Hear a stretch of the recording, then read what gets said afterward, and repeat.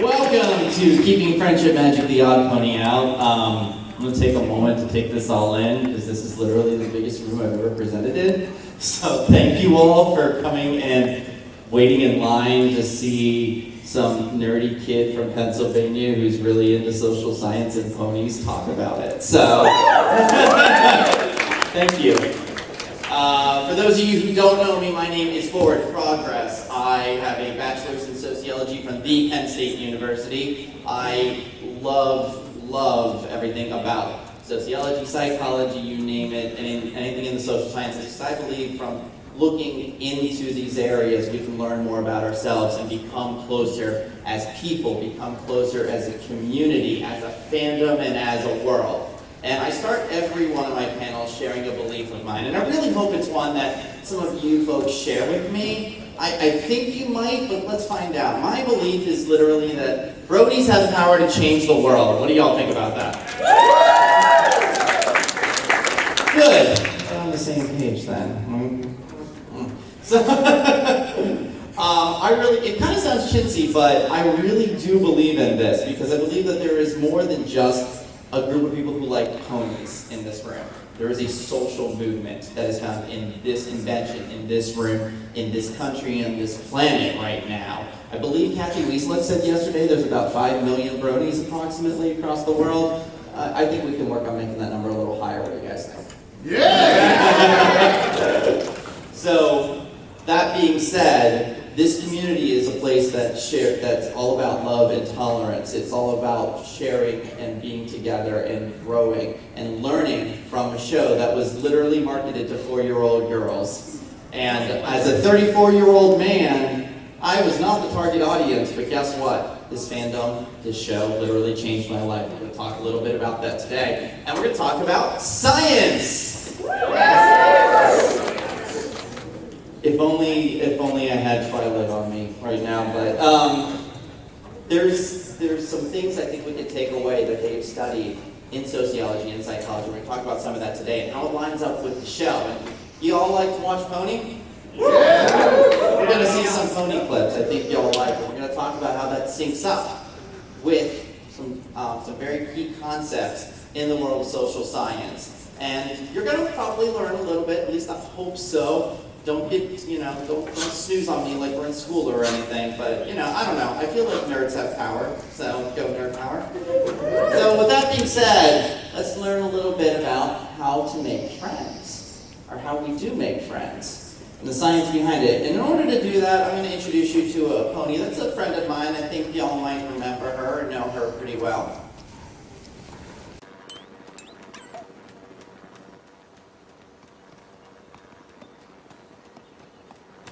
Is she even moving? We're over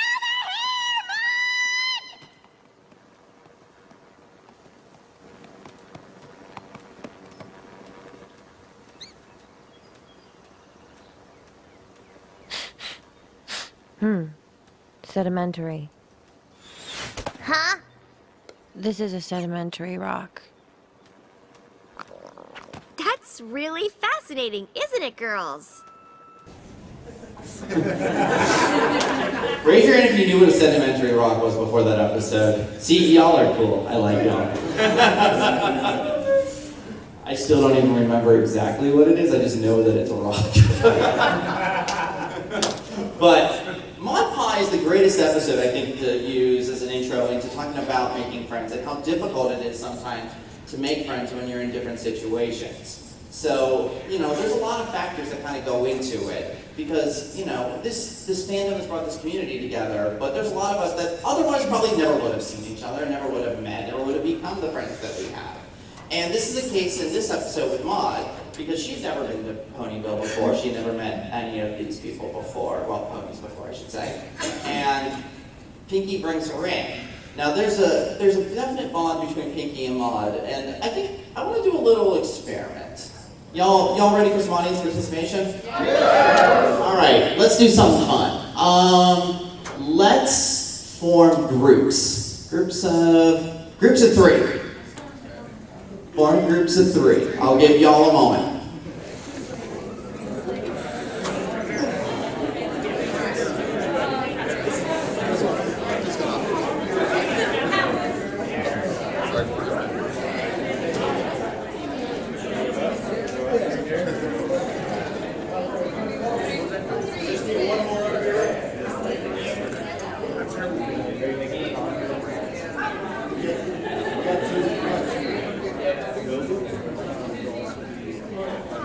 And if you want to make a group of 4 or something, it doesn't have to be exactly 5. It's not a contest, I promise y'all.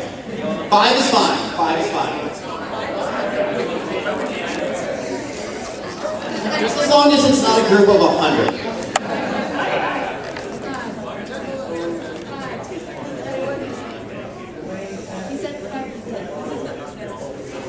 Alright. I'm going to ask y'all a couple of questions. Hope you're ready. Promise I'm not. Oh, come on in. Have a seat. Congratulations, y'all are now a group of 3. Alright. Raise your hand if you actually got up out of your seat. Okay, go ahead, put it down. Raise your hand if you just looked to see who was next to you to make your group with. Congratulations, you just proved science. Proximity. One of the greatest things that we found out, and it's kind of a basic, very simple thing to think about, is that you are more likely to make friends with those who are closest to you. In the case of the Maud Pie episode, who was Maud closest with? Who did she live with her whole life? Pinkie Pie, exactly. Well, and limestone and marble. But marble is so cute, guys. But proximity is one of those things. It's whoever's closest to you. Think about when you were in school and you had to form up to get a lab partner or do an experiment or do some kind of group activity together.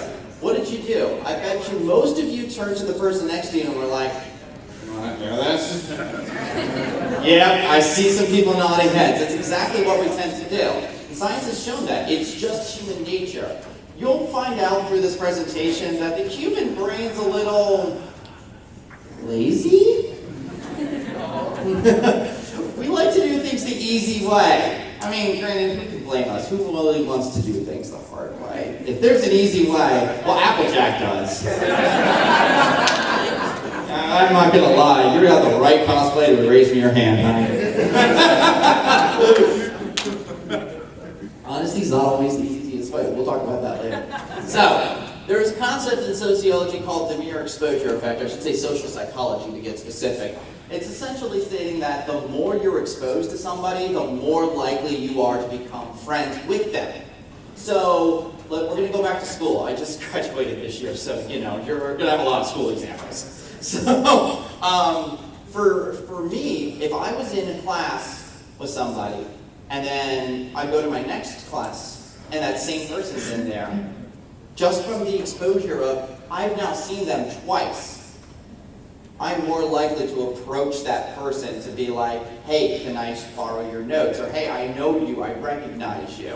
That's a really good conversation starter. It's a really good way to break into something, is that like, "I remember you." I do it all the time here. One of my main goals when I come to conventions is to make as many friends as possible before I leave, so it's a thing. So when you see somebody, it makes it a little easier to open up, to start that conversation, to make a new friend.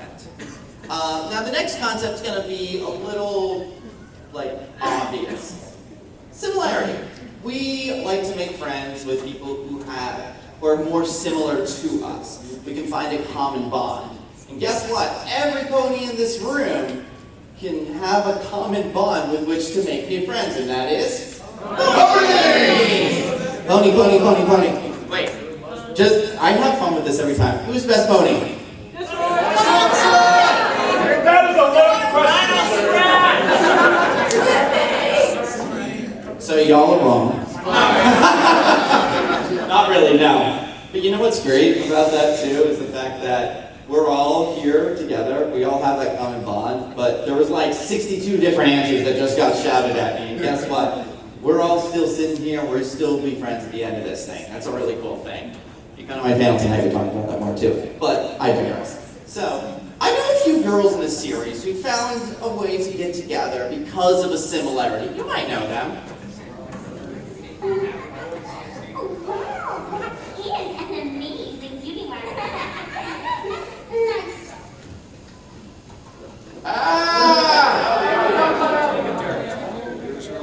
You got problem. Wait. I said you got problem. I promise you I did not censor this video. Anything. The possibilities are, like, endless. She could be a great scientist, or an amazing artist, or a famous writer. She could even be mayor of Ponyville someday. And she's not stuck being stuck up like you two. Hey, this is my party. Why are you two on her side? Because... You don't have any cutie marks either? I thought I was the only one. We thought we were the only two. You know, has anybody noticed over the seasons, like, they went from thinking they were the only ones with their cutie marks, by the time they got their cutie marks, there was like 18 different classmates without a cutie mark. You know what that actually makes me think of, though? Here's a little bit. Raise your hand if when you discovered the show and figured out you were a brony that you thought you were the only brony around you. And guess what? Look around. You're not. Here we are, however long it's been. For me, I got into fandom in 2013. So here I am 4 years later in a room of, I don't know how many people are here, like 100, 150, something like that. I don't know. There's a decent amount. I'm nowhere near the only one. There's thousands of you here.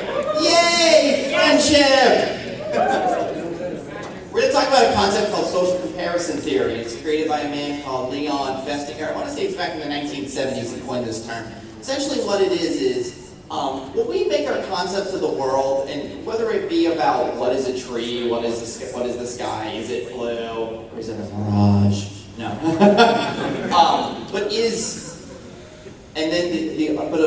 Even beyond that, who am I? What is my self-concept? Where do I fit in this world? We do it by comparing, because it's the way we have to do things. You have to look at, what is this compared to that? What is, like, who is this person compared to that person? And we need to find people to compare ourselves to. In Call of the Cutie, I believe that was, right? Yes. Thank you. Testing my pony knowledge right now. In Call of the Cutie, Apple Bloom is really trying to kind of endear herself to Diamond Tiara and Silver Spoon. Like she's comparing herself to them. And let's be real, she was never going to fit in with that. She was kind of putting herself in a way that she's like, these are ponies that I want to be with, but she can't really be on their level because it's not in her nature. But when she sees Scootaloo and Sweetie Belle, she goes, I can compare the comparison factor is strong here. I can have people that I have similarities with, that I can find my self-worth and my self-concept in them, because comparatively, I fit. I find my place in the world. And that made their bond stronger. Now, it's interesting to see, anybody else really want another Diamond Tiara episode? To see what happened after all of the season 5 events. And where's Silver Spoon? Yep. They like vanished. She was shown once in a season 7 episode. Season 6, This is such a brony crowd. It's wonderful. So, we've looked at all these ways to try to find friends. Anybody remember what they had to do to find friendship in Modify? Find a common bond. Pinkie Pie's own way. almost a pinky pie. Apparently nothing. It's nothing normal anyway.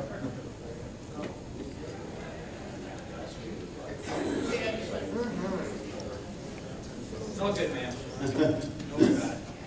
Volume!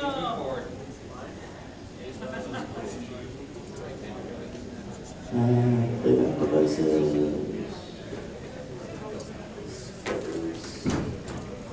That was what worked before. Let's test something.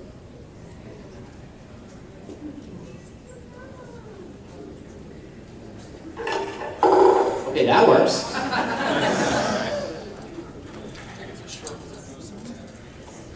Yeah, I can try to stay still.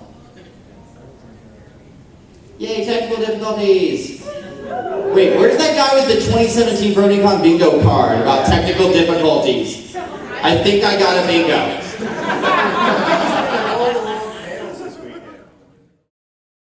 Pinkie Pie, we're so sorry we hurt your feelings by not bonding with Maud right away.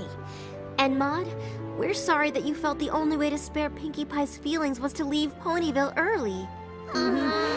We've seen how much you care about Pinkie Pie. First hoof. Pinkie Pie's happiness means as much to us as it does to you, and we're sorry we couldn't see it sooner. The thing that makes us click and creates a special bond between us is how much we all love Pinkie Pie. Aw, shucks. That's a pretty great thing to have in common if you ask me. What do you think, Maud? Sure. What's wrong? Sorry, darling. I think we all just thought you'd be a bit more excited about this. Are you kidding me? I've never seen her more excited in my entire life! I don't know if you've noticed, but I don't show my enthusiasm for things quite in the same way my sister does. We noticed. And we're totally cool with it. Couple things here. One, some pony go meme that right now.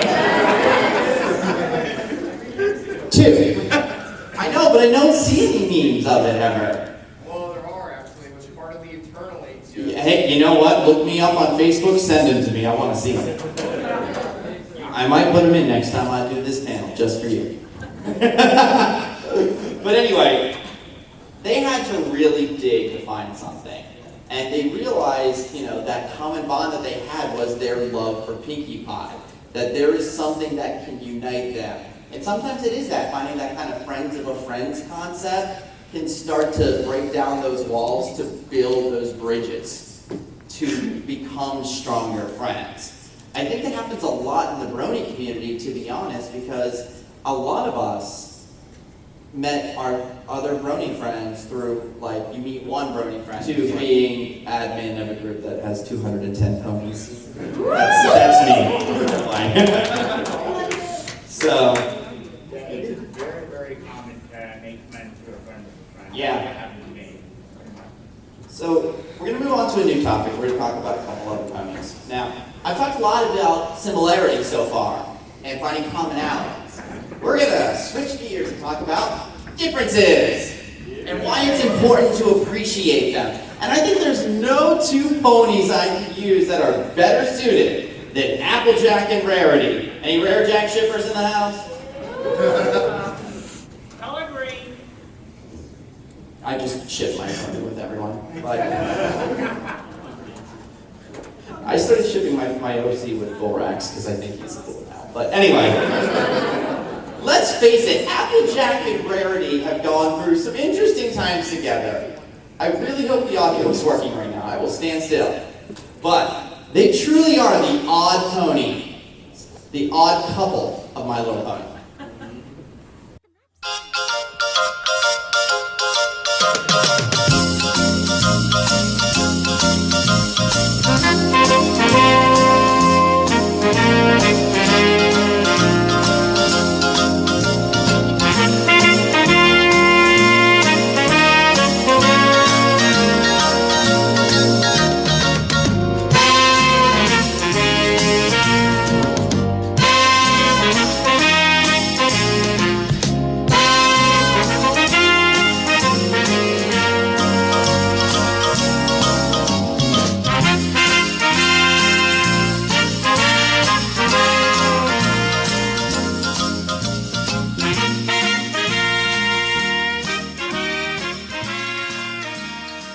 Wouldn't you watch if that was an actual sitcom? Every episode with AJ and Rarity for that series. It really is. So, like I said, we've got a lot of differences here. You've got the workhorse and the fashion pony. And you've got them put into very interesting situations together.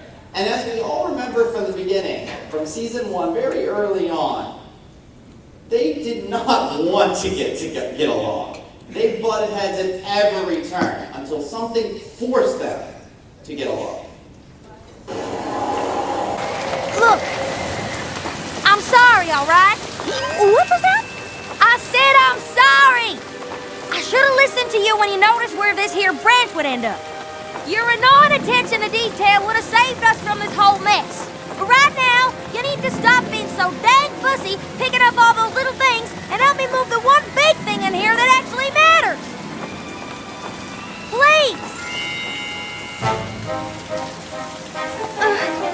But I'll get all icky. Consarn it! What the... yes, ickiness is often a side effect of hard work. But y'all need to get over it, on account of I just can't fix this mess I made myself. I need your help.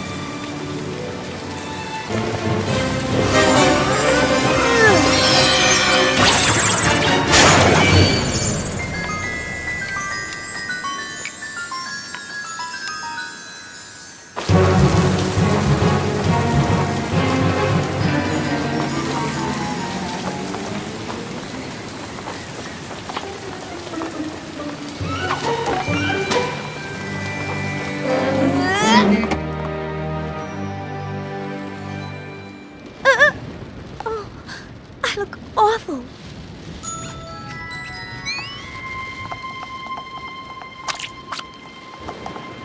Better? Thanks.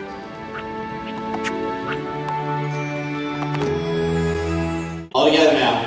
Aww. That was a beautiful moment we just shared. So, appreciating differences is the only way they got through that dilemma. Now, in the world of pony, the easiest way to delineate this is cutie marks. Every pony has a unique cutie mark, a unique talent. The world of pony is set up directly that every pony will be different. Every pony will have a unique talent, but guess what? The same thing goes for us. We all have a unique ability. We're all a little different, even those who do similar things. You know, for example, like the Brony psychologists are here, and they're like my rock stars, by the way. I love them. Shout out to them. They have a panel at 12:30. Go to it. I'll probably be there too. But they also do stuff on social science and ponies, but their stuff is a little different than mine. They have a unique specialty. I have a unique specialty. And we respect each other, and we get along. Dr. Edwards is my friend on Facebook, and I love it. But anyway, uniqueness, just sharing and being unique and being yourself. It's very important that you get yourself in those situations where you can. That you make friendships where you can appreciate the fact that you are different from one another. And there's a lot of reasons to that. And in this episode, we saw that different abilities equal better problem-solving ability. Thank you. Better problem-solving powers. Only by combining their abilities. You know, Applejack couldn't do it on her own. She had to reach out to Rarity. Now, hopefully, you don't need a disaster to happen to get to this point. The way I look at it is, we can't be good at everything. Right on. I wish I could. But let's face facts. I'm really good at talking about ponies and science. I'm not so good at building bridges. You don't want me to be doing construction on the Brooklyn Bridge or something like that. Else there'll be a catastrophe at hand. So we need each other. We need to respect and appreciate the fact that we have those unique abilities, that we're into different things. Because the one thing that I really look at is having some pony to turn to in your time of need. You ever have that friend that kind of knows you better than yourself? Yeah, I see a few of you nodded. I have that too. And it means so much to me. Because sometimes you get so caught up in your own head that you can't get out of your own headspace. As somebody who's dealt with a lot of anxiety and depression in his life, this is especially true for me. I have had times where I can't break through that. There's just this haze in my head. I can't break through it. I can't bust through it. I can't find the solutions that I need to get out of this. But a good friend who can look at the world differently than me can say that thing to pull me out of it. Hey, I think Applejack and Rarity had a moment like that. Yeah, y'all remember this? Why wouldn't I be? Because you would never dress like that. You like fashion and high society and fancy things.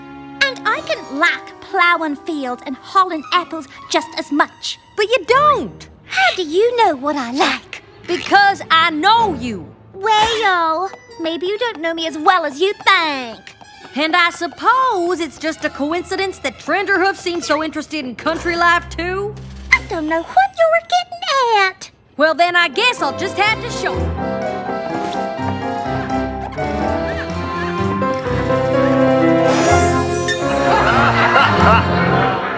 Is this some kind of joke? Why, Rarity, whatever would make you think I was joking? Because you would never wear an ensemble like that. You like plowing fields and hauling apples. And I can like fashion just as much. But you don't. Well, maybe you do not know me as well as you think.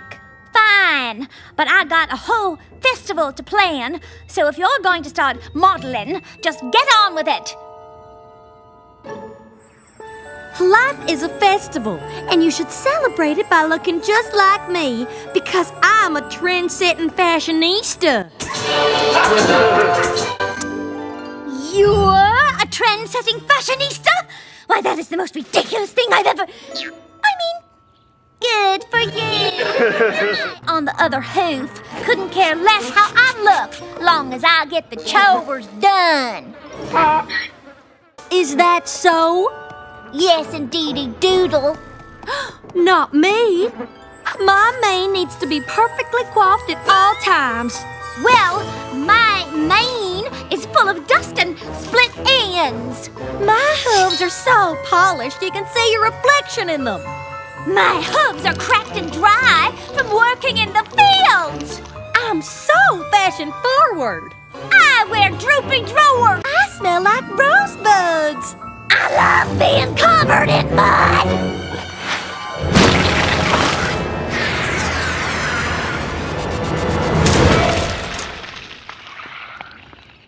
Goodness, your couture! Ooh, it's bad. Will some pony bring me a towel to wipe this repulsive filth from my hooves? There's the Rarity I know. Oh, Applejack. I'm sorry I said all those things. You're a true friend who probably knows me better than I know myself. I don't know what I was thinking wearing this ridiculous outfit. I kind of know how you feel. Oh, but you were just trying to help me see how silly I was being. And you were right.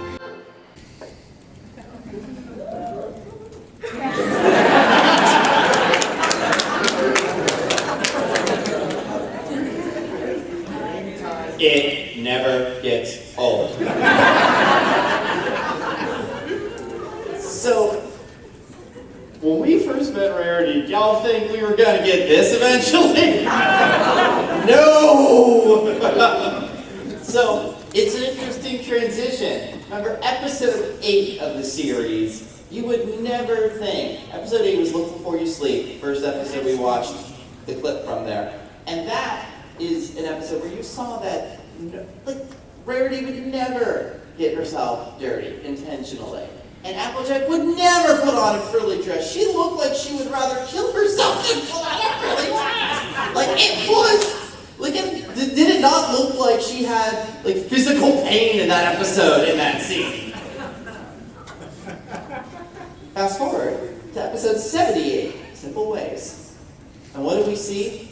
Applejack willingly puts herself in a high couture outfit that she swipes from Rarity Shop, and does her mane up, gets herself all polished, and prances out on that little stage because she knows Rarity that well. Because she can see what's happening, because she has a different point of view, because she can see that her friend is caught up inside of her own head.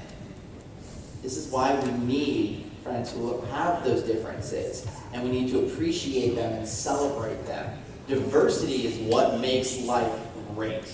I look out in this room, I see young, I see old, I see different races, I see like, yes! Love all of you. This is exactly what makes the world great, is diversity. I see that to the day I die. And this episode showcases that. So, we talked about finding friends, we talked about appreciating differences. We're going to talk now about another pony that I love. This one. Yes!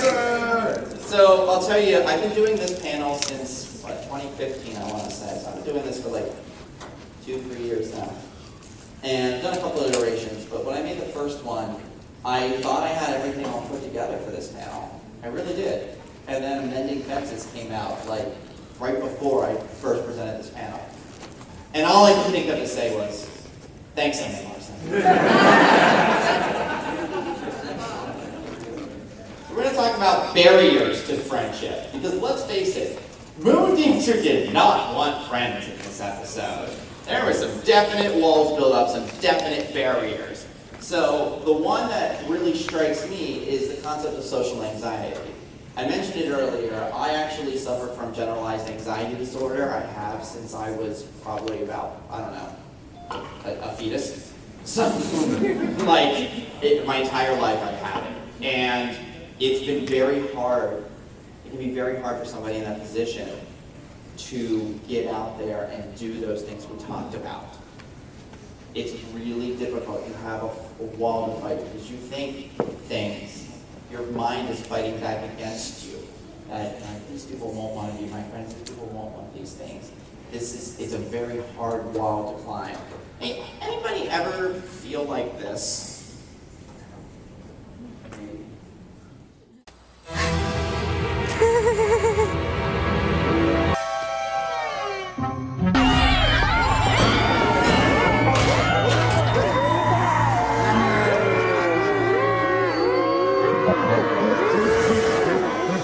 How creepy is that shot? We talked about all this and coping with limitations a while ago. That was a good panel. I'm Too bad it actually, wasn't as popular as this one. I'm sad I missed it actually. It might not be popular. But it's a concept called the illusion of transparency by people whose names I'm not going to try to pronounce. But essentially, I've taken this in 2 different ways. So we had that last scene where you feel like the eyes of the world are upon you. Anybody ever feel like no matter what you do, nobody will notice you? That's the illusion of transparency. And it's essentially all in your head. The matter of the fact is that for the most part, and they've done studies to show this, that people will notice everyone about the same. It's just because of what's going on in your head, you end up perceiving that either nobody notices me or that everybody notices every move I do. I kind of like to jokingly refer to that as the illusion of opaqueness, and that like everybody can see everything and it's amplified. Well, it is amplified in your head, but for the most part, people won't notice, or even if they do, get over it. People are people. Some people are jerks. This is not true for everybody. But a lot of it is knowing and being able to talk yourself out of it. Being able to say to yourself, this is in my head.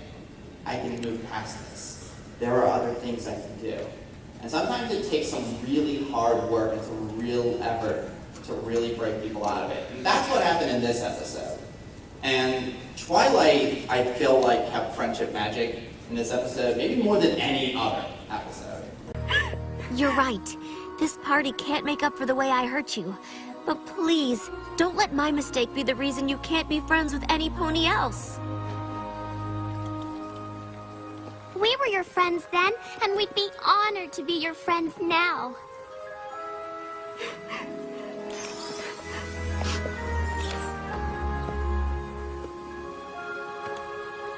What? That's the librarian, the bookseller, my sister. You've got a lot of friends, Moondancer. I'm sorry, Moondancer. I've faced magical creatures, the end of Equestria, all sorts of things. But seeing how my actions affected you, that was one of the worst feelings I've ever had.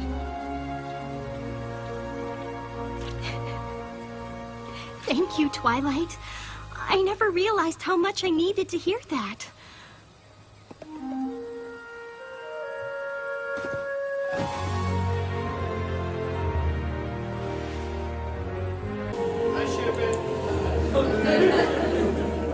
I mean, look at the colors coasting out of it. That's why they did it.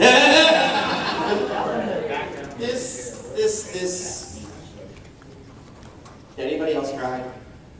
watch this episode prior. I was just so taken aback. I cried like a baby. I was like, oh my goodness. Few things from this episode. So let's take a look at the whole episode here.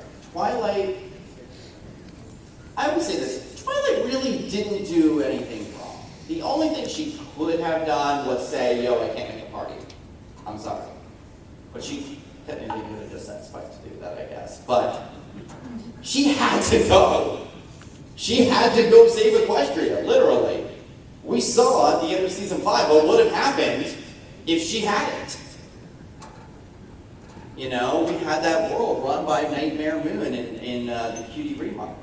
So she had to do it.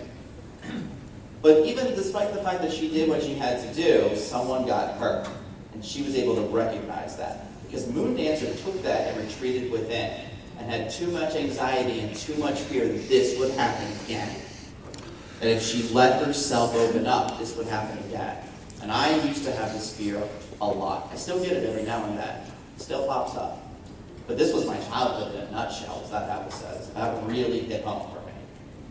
And that there's things that are blocking you, and other people aren't even seeing that.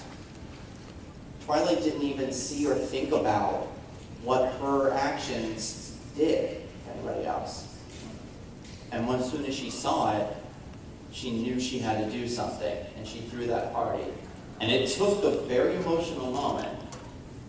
But we've seen Moon Dancer since in 1 or 2 episodes, smiling in the background with other ponies. That makes me so happy to see. It was so great to see in the Cutie Remark when she's sitting there next to Spike. It was just, I was like, yay! It's a really hard thing to overcome. But if you can continue the conversation in your head, there are people out there who do want to be your friend. There's always someone out there who will be your friend. And I have been on both sides of that. I don't think that world.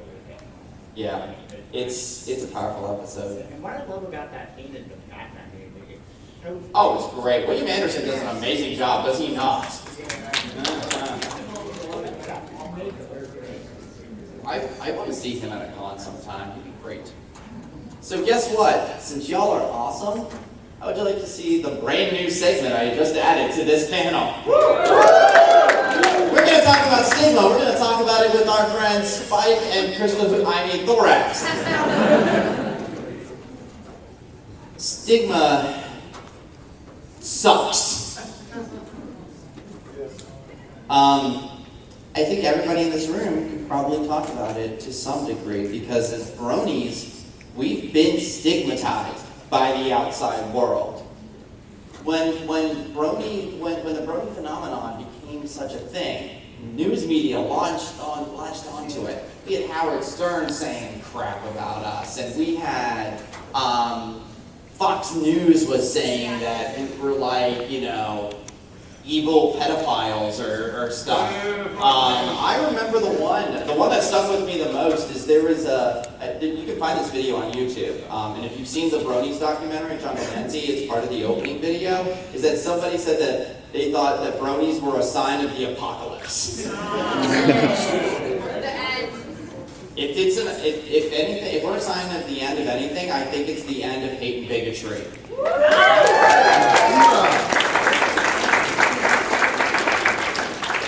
Because look at this fandom. This is the longest running series Hasbro has ever had. Can you name cartoons that last longer that aren't The Simpsons and Family Guy? Or SpongeBob. Or South Park. Oh, SpongeBob. We'll ignore that. This episode here, The Times They Are a Changeling, is another episode that made me cry. So much. It was so sweet. And we get to see all kinds of the angles of Stigma in this episode. Let's look at when Spike first meets Thorax. Maybe.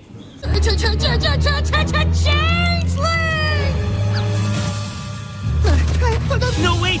Come back!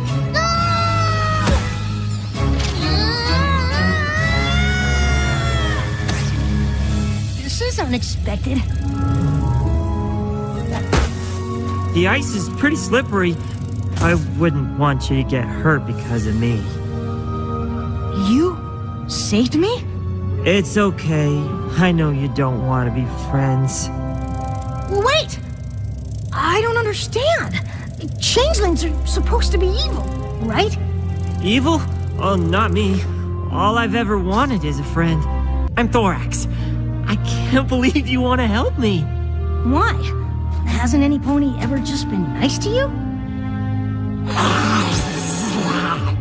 Oh, sorry. Kindness like that kind of brings it out. Do you still want to be my friend? Of course.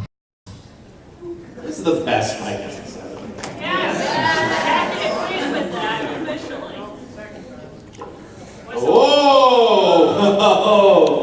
It's okay, you're entitled to your opinion. No way she did. I heard her yesterday. What? Oh, Kathy? Yeah, I was here for that. Kathy's awesome, by the way. Kathy was like an amazing human being. Who minored in sociology, by the way. Yes, she did. Yeah. Go social scientists for the win! Yes! So, there's a lot to unpack just from that one scene. I think it was written so beautifully. The theory of social stigma was kind of coined by Erving Goffman. There were other sociologists who studied stigma before that. But we'll talk a little bit about it. I mean, stigma really just comes from stereotypes. Stigma is just this kind of field, like an invisible field almost, that hovers around people in that sense that says to the dominant culture essentially goes, these are the people that are the outcasts, that are the the misanthropes, that are the ones that just, no, not them. And it's usually just because there's something quirky, there's something that makes them a little bit different than what we're used to. I always was fascinated by the fact that people were afraid of a group that wants to love and tolerate. Because, man, that's something to be afraid of. Not, say, nuclear war or anything. No, love. Yeah. I had a professor once tell me, and it's really stuff like that, about 90% of human behavior can be explained as your brain trying to preserve your own self-esteem. That you see difference in people, and you go, well, that's not me, I have to be the best. Or this is, I am right, they are different, and your brain automatically switches to be like, something's wrong with them. There's a concept called the actor-observer effect in social psychology, where we tend to perceive that if something happens to us, that something is wrong with the outside world. But when we see something different or something weird happen to somebody else, something is wrong with them. That's all just hardwired into it. Doesn't make us bad people. It's hardwired into us. It's things like fight or flight, things that kept us alive when we were still being stuck by all kinds of creatures out in the wild, Human nature. Yeah, there is human nature. But the great thing about it is by studying it and knowing it exists, you don't have to give in to all of that. You don't have to give in to the stigma. You don't have to give in to what other people tell you is what another person is. I'll share something. I wasn't sure if I was going to or not. So I've faced stigma in a lot of different ways in life. I'm gay, in a relationship with a transgender individual. I am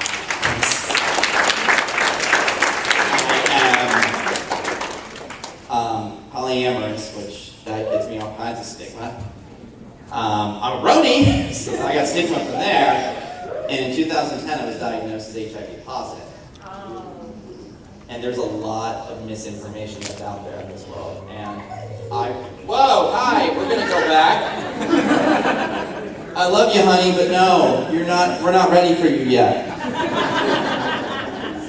Anyway, we'll talk about Flurry Hearts and Head at 10, come to Global Square. Anyway, shameless self-plug for the win. But when I got diagnosed, it was a sudden shock. Because I had to think back on my life and think back on things. And really come to terms with a lot. And it's 2017 now, 7 years later. Just so you all know, I am completely undetectable. You cannot find the virus in me. They actually just did a study that of over 300 couples that are medicated, or where one partner is positive and one partner is negative. If the partner who is positive is medicated, 0 couples out of that entire study transmitted it to their partner. Their partner is still negative after years. A lot of people don't realize that that is the point we got to. There's still a lot of stigma out there. I never really used to talk about it, and I realized I need to because people don't know. Because we don't talk. And talking is a very important thing that we need to do to overcome the misconceptions of the world about mental health, about, things relating to HIV. Because I used to be a prick back in the day. If I met a guy who was, like HIV positive, I just was like, nope, don't want it. And then now I'm that person. I realize I was a jerk. Yeah, I will say it flat out. I was a jerk. And coming to terms with that and going, you know what? This is why we need to talk. And it's important. So we're going to go back to Spike and Thorax. By the way, I'm good, so don't worry. There's a lot of sad stories about me in this, but I'm actually really happy, so don't worry too much. We'll go back to Spike and Thorax. It's really easy to give in to social stigma, like I used to do. Spike has a moment of it. Oh, she's so beautiful. There's so much love around her. I'm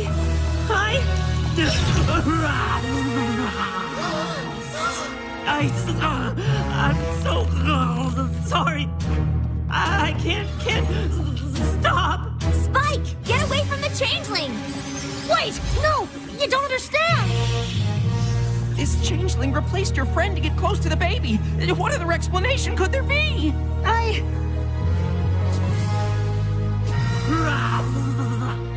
I don't know. After it! Don't let the changeling escape!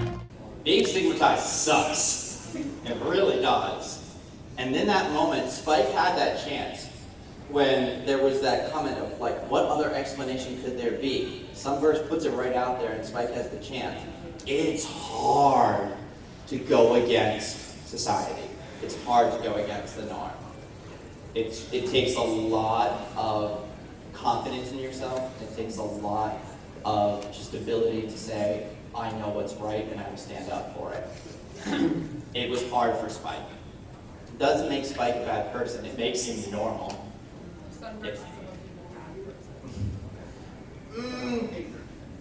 Yes, I like that. Yeah.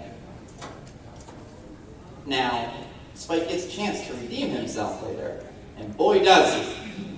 We don't have time to play the whole song, unfortunately. But I don't know what else we can do. I do. Spike, what are you doing? Get away from that thing. No, he's not a thing. His name is Thorax, and he's my friend.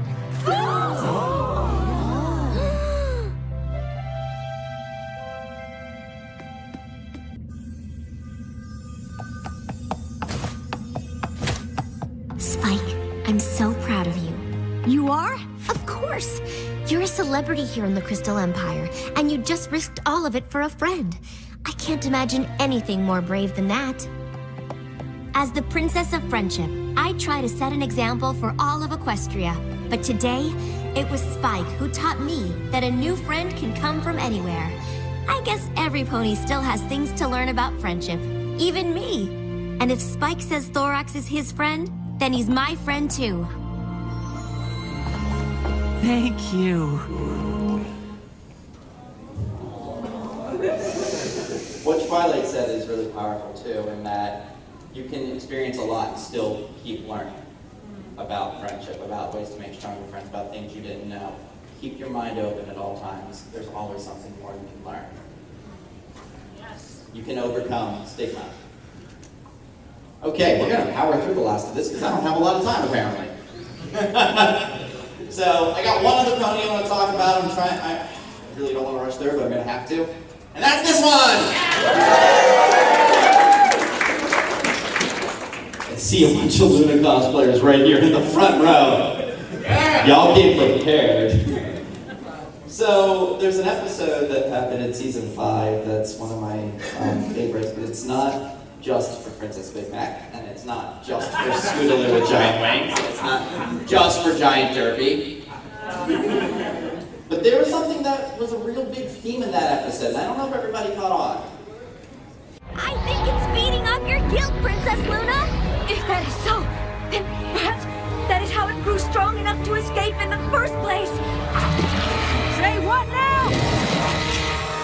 I created the Tandibus to give myself the same nightmare every night. To punish myself for the evil I caused as Nightmare Moon. But why would you do that? To make sure I never forgave myself for how much Equestria suffered because of me. But it seems I have not learned my lesson. For now I have only made you suffer more.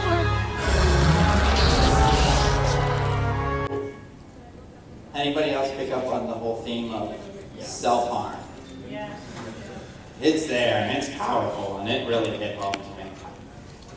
There's a lot of stigma about self-harm. There's this conception that has pervaded through the ages of that people just do it just to get attention. And there's a lot of studies on it, and there's no real conclusive evidence as to why people do it, but the one thing that is clear is that maybe there might be 1 or 2 people that might do something to themselves to get noticed, but for the most part, that's not true. People have a need to cope with something inside of them. Friendship gives us an outlet. There's a theory called general strain theory by a man named Robert Merton, and it a lot of times gets applied to criminology, but I apply it in this regard, is that you get strains, internal and external. And basically, once you can take so much strain, but once you kind of burst over that bubble, you need to do something. There needs to be an outlet. And in this case, it's self-harm for Luna. Luna creates the Tandibus as an outlet to deal with her pain, to deal with her guilt. And then let's also talk about the fact of depression. So guess what? On top of everything else I already told you, I am also clinically depressed. Yay. But guess what? I'm also medicated for that, and I'm happy, and I'm presenting to a group of 150 people, so my depression and anxiety is completely under control. And you know why? You know why? Because one day I woke up and realized I could ask my friends for help. That, if you take away nothing else from this, that is the most important thing I want y'all to remember. Never be afraid to ask for help. Sometimes you have to go seek it yourself. I take myself to the doctor and say, something is wrong with me. I have hated myself my entire life. I don't want to hate myself anymore. Now I like myself, so. Yay! Yeah. And I love all of you. So, in this episode, it took the main 6 to break Luna and make her realize what she was doing. My creation is about to turn the world into a living nightmare! But look at what you're doing! Nightmare Moon would have wanted the Tandibus to turn Equestria into a nightmare. You're doing everything you can to stop it. Don't you see? That proves you're not the same pony you were then. Every pony who knows you knows that Nightmare Moon is in the past. We all trust you, Luna. Do you trust us enough to believe we're right?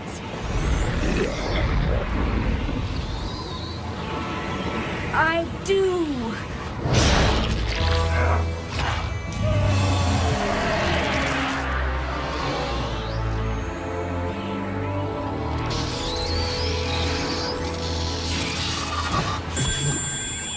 It's really amazing what the power of friendship can do. So to summarize, ways to keep friendship magic. Show your support for those who are having troubled times. We all go through it. Yeah, it can be annoying at times. Trust me, I'm really annoying. You can ask the one in the front row there. I'm really annoying at work. But, yeah. Heard you. But show your support. Give gentle nudges in conversation. It's not always easy for a Fluttershy to get out there in the world and make new friends. little nudges kind of help, reassure them. Show yourself, show your friends that you are there for them. And be open to when other people are trying to do the same for you. Sometimes it's really, really hard to believe in yourself. But guess what? Somebody out there believes it. I promise. Hey, any anime fans in the house? Go on! I know you can do it, buddy! But I don't! Listen, Simone, don't believe in yourself. Huh? Believe in me! Believe in the Kamina who believes in you! What's that mean? Right, I'll try. Even if you can't believe in yourself at times, I believe in every single one of you. You're bronies, you're awesome, you listen to me for an hour. I will be all of y'all's friends. You've made a friend here today just by being here. Thank you all. I call this Keeping Friendship Magic. It's a little project I do. I have business cards if you want. I also have a little gift for people. Fun friends at BronyCon gave me some fantastic buttons of their adorable mascots. So if people want buttons of really cute ponies, check it out. And come see BronyCon in 2018. Thank you!